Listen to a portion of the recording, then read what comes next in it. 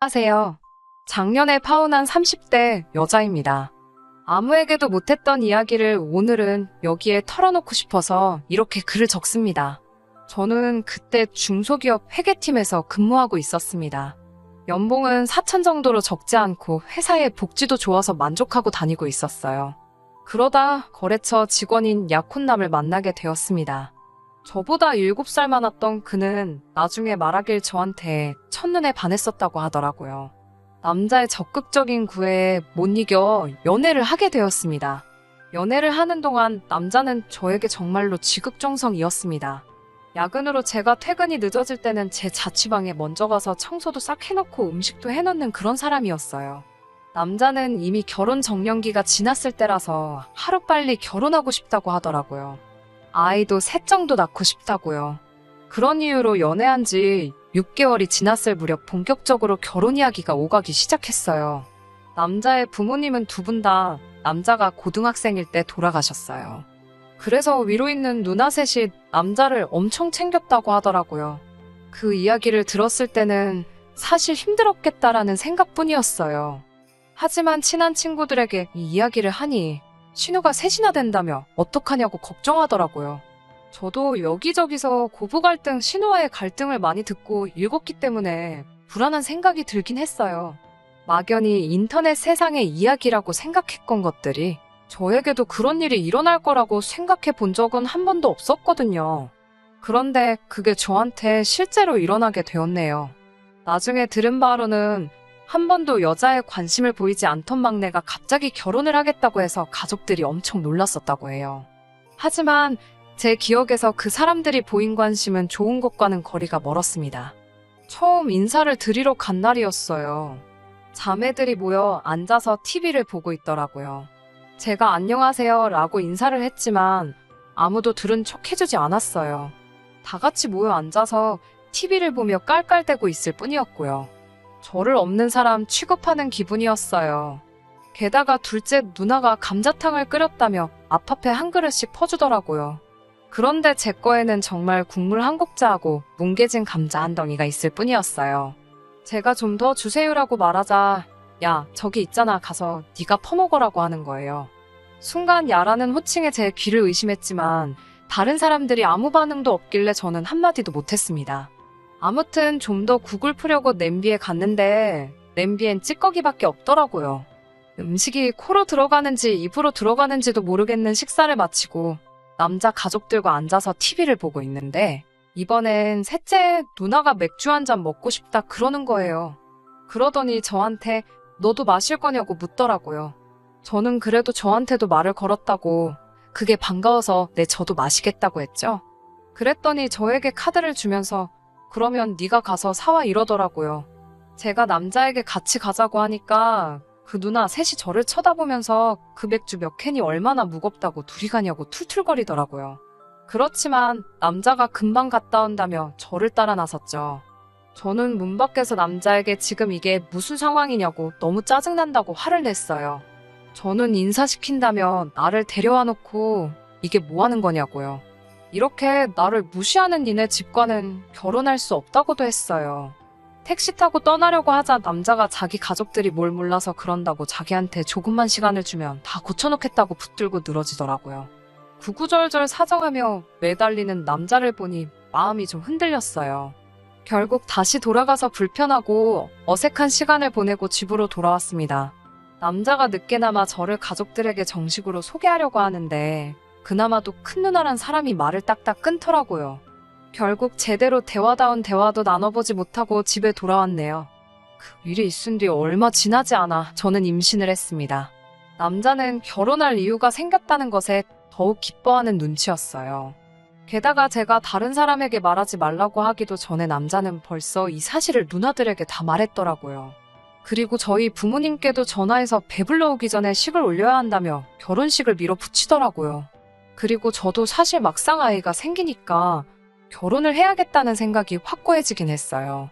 저도 아이를 너무 좋아해서 유치원 선생님 되는 게 꿈이었을 정도였으니까요. 그리고 며칠 뒤 남자의 둘째 누나에게 전화가 왔습니다. 야, 오늘 출근 안 했지라며 나와 밥이나 먹자 그러더라고요. 그렇게 만난 식당에서 둘째 누나가 대뜸 저에게 야, 너가 우리 동생한테 가족 모임 못 나가게 했냐고 따지더라고요.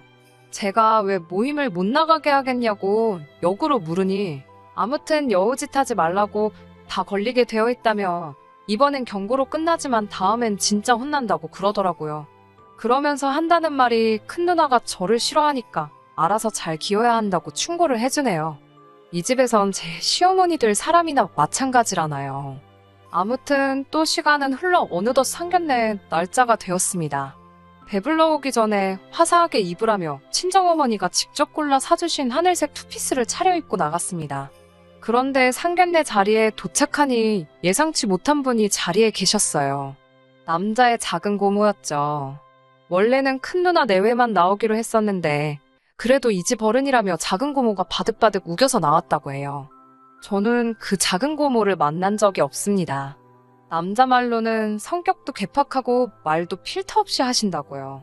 나름 유명한 한정식 집에서 하는 상견례였는데 단정하게 차려입은 저희 부모님과 달리 남자 쪽은 큰 누나 내외는 청바지 차림에 작은 고모는 골프웨어를 입고 나왔더라고요. 왠지 모르게 허탈한 마음이 들었습니다. 게다가 점심 식사를 하기로 했는데 자기들은 아침을 늦게 먹었다며 음식엔 손도 안 대더라고요. 덕분에 저희 부모님도 식사도 제대로 못 하셨어요. 전 속으로 이건 아닌데라는 생각만 계속하고 있었죠. 게다가 작은 고모라는 사람이 한다는 말이 어른이 먼저 이렇게 나오기 전에 싹싹하게 와서 인사도 하고 해야 된다면서 저더러 어려서 그런가 철이 없다고 하시더라고요. 그러자 친정 아버지가 아직 많이 부족하니까 잘 가르쳐 주시라고 하셨어요. 그러더니 큰 누나라는 사람도 말을 보태더라고요. 원래 수더분한 올케를 보고 싶었는데 너무 여우에다가 당돌하다며 집안 분위기 흐릴까 걱정이라고 잘 가르쳐서 보내달라고요. 결정적으로 혼수 이야기가 나오면서 사단이 나고 말았습니다. 저희는 둘 다 일단 허례허식 없는 결혼식을 하는데 동의한 상황이었어요. 그건 남자의 누나도 동의한 일이었고요. 집도 결혼식도 반반씩 하자는 거였죠.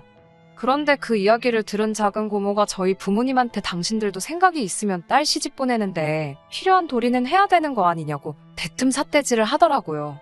저희 부모님한테 막말을 쏟아내는 남자 쪽 가족들을 보고 있으니 너무 머리도 아프고 속도 안 좋았는데 결정적으로 작은 고모라는 사람이 저희 부모님을 모욕하는 모습을 보고 나니 순간 쓰러질 것 같았어요. 그리고 곧 이어 다리 사이에서 뜨뜻한 느낌이 느껴졌어요. 테이블 아래로 내려다보니 피가 흐르고 있더라고요. 나중에 들으니 놀란 저희 부모님이 119를 부르고 아버지가 저를 1층까지 업고 내려가셨다고 해요. 병원에 도착해서 소변줄 꽂고 검사하고 했지만 결국 그날 새벽에 유산했습니다. 담당 의사 선생님 말씀으론 산모가 스트레스를 많이 받은 것 같다고 하셨대요. 병원 유긴실에 누워 하염없이 울고 있는데 남자랑 그 고모라는 사람이 찾아왔더군요. 큰 누나 내외도 왔고요. 그 점자는 저희 아버지는 남자를 보자마자 멱살을 잡아 끌고 병실 밖으로 나갔습니다. 그 와중에 고모라는 사람은 저한테 보기에도 비리비리해서 불안하더니 결국 이렇게 됐다고 그래요.